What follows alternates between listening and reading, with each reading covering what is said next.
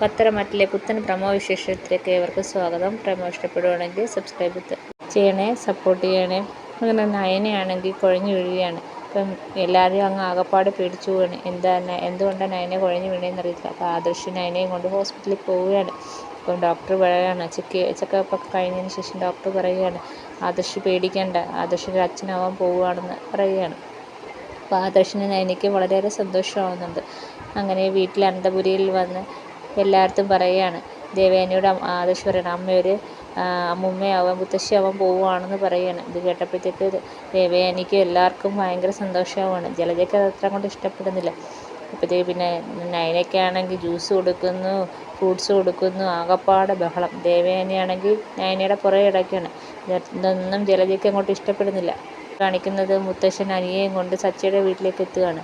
എന്നിട്ട് മുത്തശ്ശൻ അനിയടുത്ത് പറയാണ്, ഇങ്ങോട്ട് കിട്ടിയത് എന്തെങ്കിലും കടം തിരിച്ചു കൊടുക്കാൻ കടം ഉണ്ടെങ്കിൽ അത് കൊടുത്തേക്കെന്ന് പറയാണ്. അപ്പോഴത്തേക്ക് സച്ചിയുടെ മുഖത്ത് നല്ലൊരു അടി കൊടുക്കുകയാണ്.